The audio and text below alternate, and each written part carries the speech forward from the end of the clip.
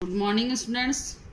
बच्चों, आज हम आपको आपकी क्षितिज पुस्तक काव्यखंड चैप्टर 4 कैदी और कोकिला इसकी व्याख्या समझाएंगे।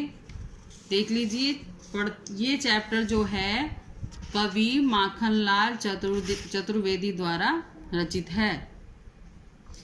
इस कविता के माध्यम से कवि ने ब्रिटिश शासन को भारतीय जनमानस और देश की होती दुर्दशा का चित्र प्रस्तुत किया है। इस कविता के माध्यम से कवि ने बताया है कि जो अंग्रेजी शासन था उसका भारतीय लोगों पर कैसा प्रभाव पड़ा है। तो देख लीजिए, पढ़ते हैं हम इस कविता की पंक्तियां। ये कविता थोड़ी लॉन्ग है तो इसलिए मैं आज आपको केवल इसके दो जो काव्यांश हैं, जो लॉन्ग दो काव्यांश हैं, उन्हीं के बारे में बता देती हूँ। आगे बाद में बता दिया जाएगा। तो देख लेते हैं हम। पढ़िए, देखिए। क्या गाती हो, क्यों रह जाती हो, कोकिल बोलो तो क्या लाती हो, संदेशा किसका है, कोकिल बोलो तो।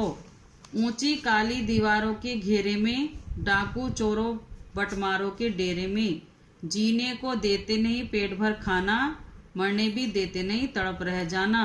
जीवन पर अब दिन रात कड़ा पहरा है, शासन है या तम का प्रभाव गहरा है। हिमकर निराश कर चला रात भी काली, इस समय काली माँ मई जगी क्यों आली। क्यों हूक पड़ी वेदना बोझ वाली सी, कोकिल बोलो तो क्या लूटा। आगे देख लीजिए। मृदुल वैभव की रखवाली सी, कोकिल बोलो तो क्या हुई बावली।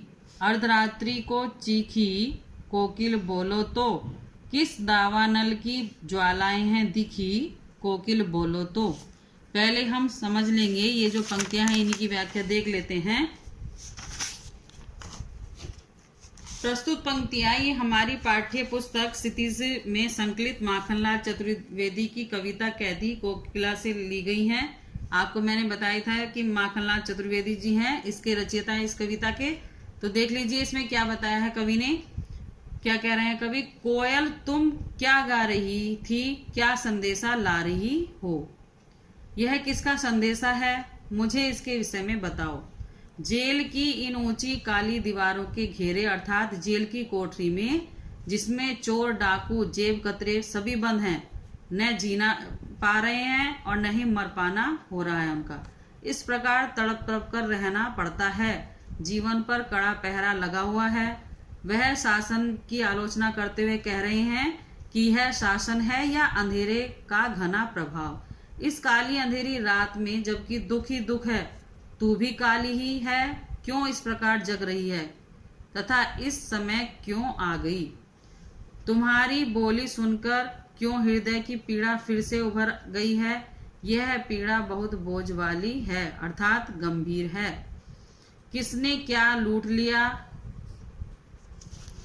आगे देखें। किसने क्या लूट लिया कि वैभव, मतलब किसी ने तेरा कुछ लूट लिया है, वैभव संपत्ति की रक्षा करने वाली के समान तू बोल पड़ी है। अरे ओ बावली कोयल, तू आधी रात को क्यों चीखने लगी है। कुछ इस बोलने का कारण तो बता, किस भयंकर आग की लपटें देखकर तू बोलने लगी है। तो कवि यहाँ पर कोयल को संबोधित कर रहे हैं कि तू आधी रात में तूने क्या देख लिया है जो तू आधी रात में कूक रही है। अब आगे देखिए। क्या देख न सकती जंजीरों का गहना, हथकड़ियां क्यों, यह ब्रिटिश राज का गहना। कोलू का चरक चूं, जीवन की तान, गिट्टी पर उंगलियों ने लिखे गान। हूँ मोट खींचता लगा पेट पर जुआ, खाली करता हूँ ब्रिटिश अकड़ का कुआं। दिन में करुणा क्यों जगे रुलाने वाली, इसलिए रात में गजब ढा रही आली। इस शांत समय में अंधकार को बेद रो रही क्यों हो, कोकिल बोलो तो चुपचाप मधुर विद्रोह बीत इस भांति बो रही क्यों हो, कोकिल बोलो तो। देख लीजिए कवि क्या कह रहे हैं आगे। कोयल, क्या तुम्हें शरीर पर पड़े जंजीरों के गहने नहीं दिखाई देते। ये हथकड़ियां नहीं हैं, अरे यही तो अंग्रेजी शासन के आभूषण हैं।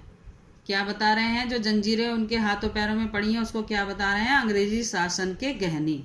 कोहलू चलाने से निकली चरक चू की आवाज ही अब हमारे जीवन की तान बन गई है। उस समय पर भारतीयों से कोहलू चलाने तक का कार्य जो है अंग्रेज कराते थे, तो जो उससे आवाज निकल रही है चरक चू, उसको क्या बता रहे हैं? जीवन की तान बता रहे हैं। और गिट्टी तोड़ते तोड़ते उंगलियों ने उन पर अपने गीत लिख दिए हैं। जेल के कुओं में पानी खींचने वाले मोट भी पेट पर जुआ बांधकर हम ही चलाते हैं और अंग्रेजों के शासन की अकड़ से भरे जलकूपों को खाली करते हैं, अर्थात उनकी सत्ता को हम कमजोर बनाते हैं। तू भी हमारे ऊपर हो रहे इस अत्याचार को देखकर दिन में इसलिए नहीं बोलती कि शायद हमारे भीतर कष्टों को झेलने के विषय में सोचने पर करुणा जग जाए, इसलिए तुम रात में ही मुझे सुना रही हो। यह है अजब अमानवीय संदेश और व्यथा। तो अभी हम ये जो आपको मैंने 2 काव्यांश बताए इन्हीं को समझ लेते हैं। आगे जो शेष रह रहे हैं उसके बारे में हम अगली वीडियो में समझाएंगे और इसके क्वेश्चन आंसर हम आपको व्हाट्सएप में सेंड कर देंगे। व्हाट्सएप ग्रुप में आप सारा कार्य अपनी नोटबुक में अवश्य करते रहें। धन्यवाद।